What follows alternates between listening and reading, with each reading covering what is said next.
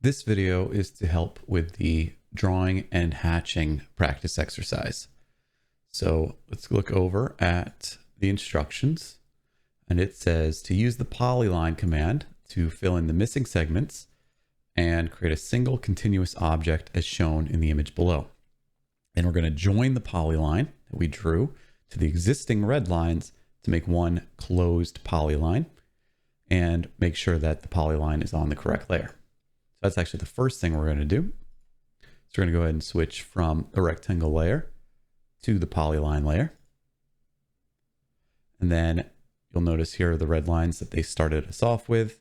Instead, we're going to go ahead and create a polyline here and join everything together.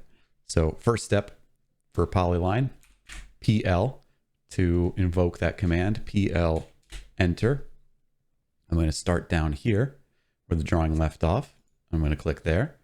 Now, of course, I don't want a line here. I want an arc, an inward arc, right? We would almost call that like a scallop if this was some woodworking piece of material here. We'd call it a scallop. So as we know, we want to go ahead and do the arc mode for the polyline tool, because the polyline tool can do lines. We can also do arcs. So I'm going to do A, enter, to make an arc. But you see here, the arc wants to go and do an outward sort of arc here, but we want to make it go in. Now, we've mentioned in class that if we hold the control key and try to put our arc in, right, it'll flip it. But what the arc is trying to do right now is it's trying to make the edges tangent to the things that we've clicked on. So that's a whole different type of arc. What we want is a start, center, end arc, because the center of this arc is going to be at this corner here, right? So I'm going to go ahead and notice at the bottom of the screen, right, we have center right there. So that is going to change us to a center style arc. So I'm going to do CE, enter. I also could have clicked on the word center down there, but I like the keyboard command, so I'm going to do that. So now when I go ahead and I click on there, on that corner, that is specified that that is now the center of my arc. Of course, this is still backwards, so I do have to hold control now. I'm holding control with my left hand, and with my right hand, I'm going to use the mouse to click on this endpoint. Now I want to make this line up here, but I'm still in arc mode. So I'm going to go and hit L for line and enter to go back to the line mode in my polyline tool and give that a click. Now I'm done with the polyline tool for now. So I'm going to press enter and go up here to continue the drawing where it leaves off here. Enter to go back into the last tool I was using, which was polyline. Click on this endpoint and pull the polyline to this endpoint and click. I want to go back into arc mode, A, enter, back into center arc mode, CE, enter, and click on this endpoint here to specify that that's the center of the arc, and hold control to flip it. Move to this endpoint here and give that a click. L, enter to go back to line mode. Click on this endpoint and enter to close the polyline tool. Perfect. Now I've got my two polylines and their 1, 2, 3 lines. So let's join all of this together using the polyline edit tool. So that's PE for polyline edit, enter. Now, if I just go ahead and start clicking on lines, it's only going to let me click on one. If we notice at the bottom of the screen here, there's an option for multiple. We have to choose that if we're going to use the polyline edit to edit multiple lines, which we almost always do. So it actually bothers me that AutoCAD doesn't just make this the default, but it is what it is. So I could type M enter, or I haven't demonstrated this yet. I can also click on this down here as an option. So that's what I'll do just to demonstrate that that does work. So I'll click on the word multiple, and there we go. Go ahead and click on all of the lines that I want joined up and press enter to continue. The next thing that it asks me to do is, do I want to convert the lines, arcs, and splines into polylines? Why for yes is the default. And yeah, that's what I want to do. That's the whole point, is to convert this all to a polyline. So at this point, I can just click enter to continue. Now it asks me to select an option. There's lots of options here for polyline edit, but the main one we almost always want when we do polyline edit is to join, right? We're using polyline edit to join things that were separate into one line, one polyline. So I'm going to go ahead and do that now and click on join. It asks for a fuzz distance. So if you remember in class, fuzz distance closes gaps. We don't have any gaps here. This is one, all of our lines are connected. So I'll just leave the fuzz distance as 0 and press enter. Okay. It asks me to choose an option again. Okay. I don't need one. I'm done. So I'm just going to click enter to continue. And that's it. We've now have one polyline. I know that seems like a lot of steps, but you'll get used to that. It's just there's a lot of different tools in AutoCAD and they do a lot of different things. So they try to cram as many options into a single tool as possible, so you don't have to memorize a million different tools. All right. So that's it for a polyline. Let's go back to the instructions and see what's next. All right. We're now going to create a circle and 2 rectangles and 2 polygons to match the image below here. See the circle, 2 rectangles, 2 polygons. Circles in green, rectangles are in brownish color, and the polygons are blue. All right. So the first one we're going to do, we'll take this one step at a time.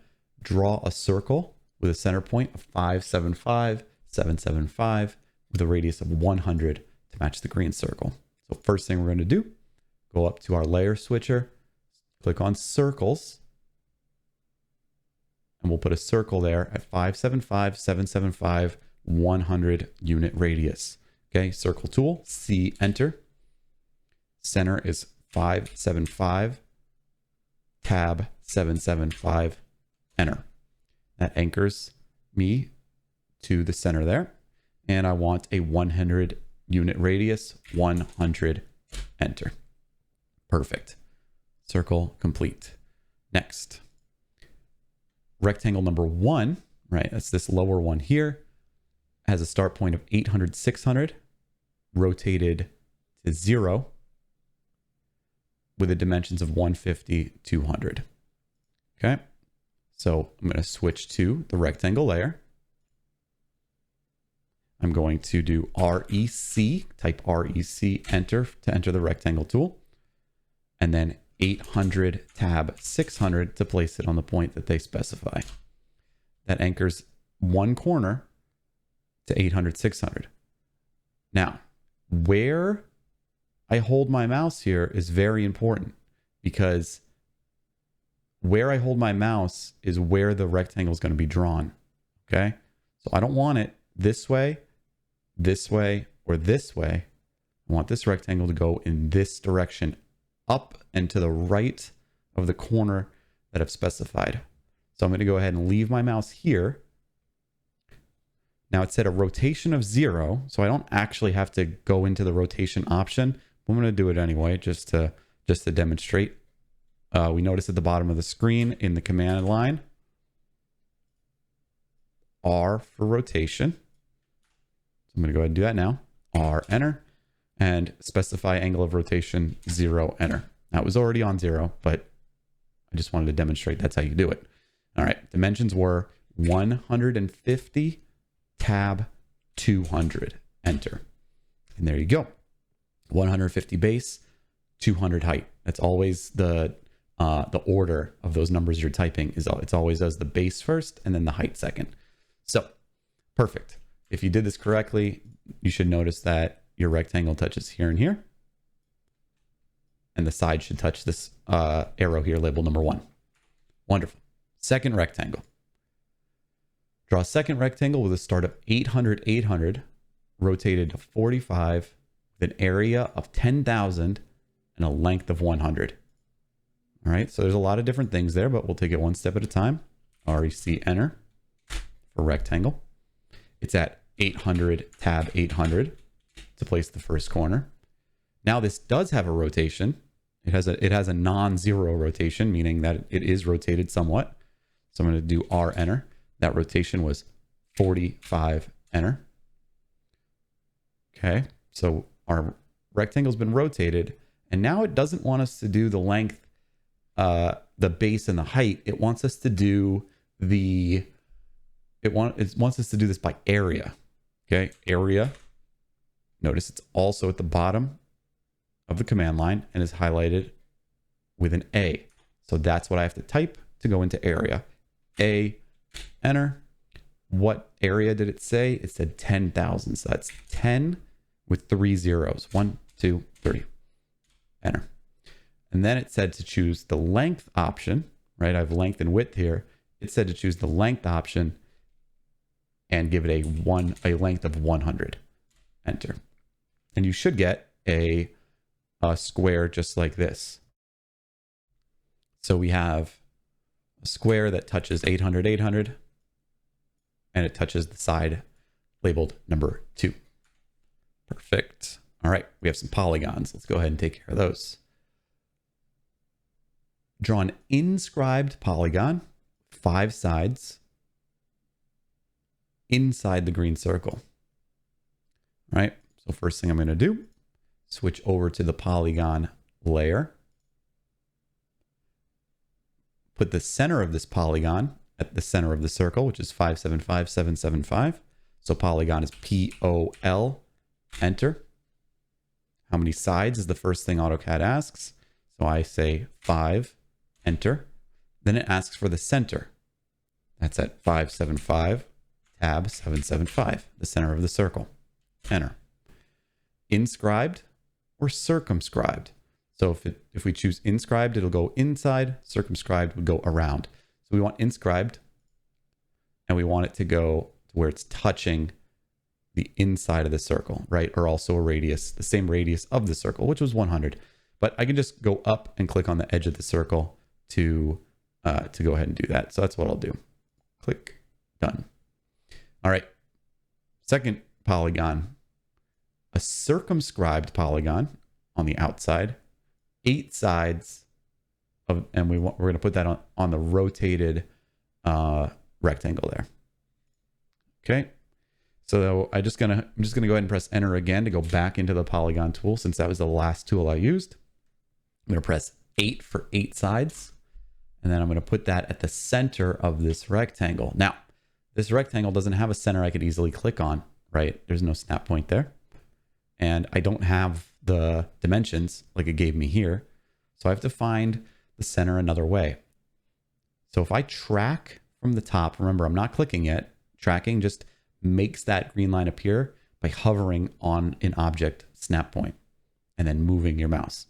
So if I track from this corner and then track from this corner, where these two corners intersect is the center of this rectangle. So I'm going to go ahead and click right there. Choose the circumscribed option because I want it to go on the outside. And do the same thing. I'm going to go straight up and click on the corner. So it goes on the, so it's circumscribed around the rectangle. Okay, straight up, click on the corner.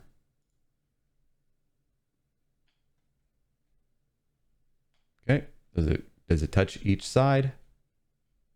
It does. Fantastic.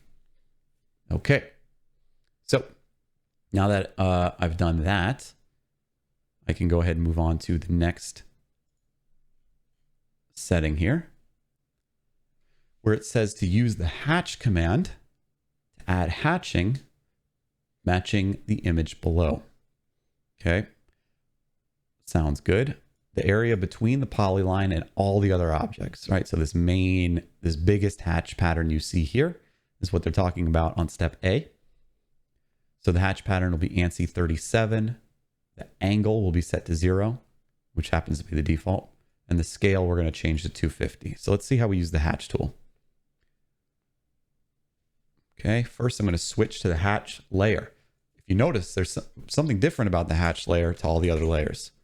And that is, it's off. The hatch layer is off. That's what that little blue light bulb means, as opposed to the yellow ones. So we're going to go ahead and click on, when we click on that hatch layer, it's going to ask us if we want to turn it on. And we do want to turn it on. So we're going to click that on. So now with the hatch layer on, I can go ahead and draw the hatch. All right, it looks nothing like the image that was provided. So let's go ahead and change these and hopefully it'll change. So the first thing it said was a pattern, all right, of ANSI 37. So I notice up here in the pattern area of the ribbon that there's solid, angle, ANSI 31, and ANSI 32. I also notice some arrows here. So that is what you're going to use to switch through all of the different patterns that are available in AutoCAD, and there are a lot.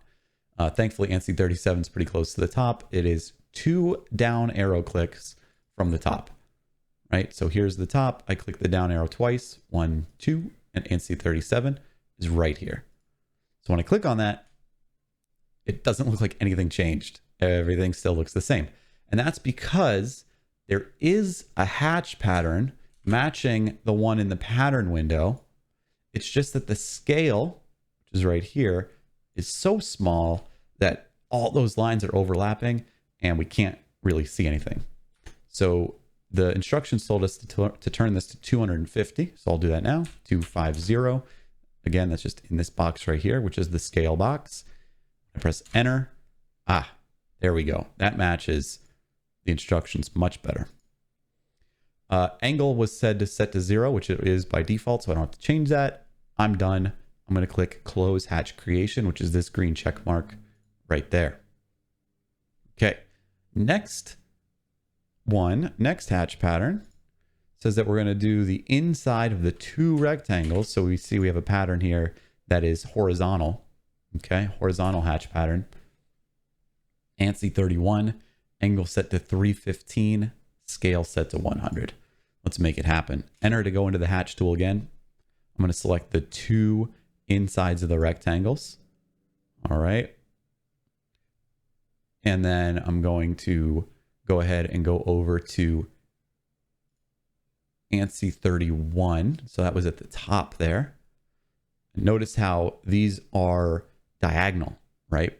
But in the preview of the practice exercise, they were horizontal. So how do we make them horizontal? Well, that comes in with the angle. The angle said 315.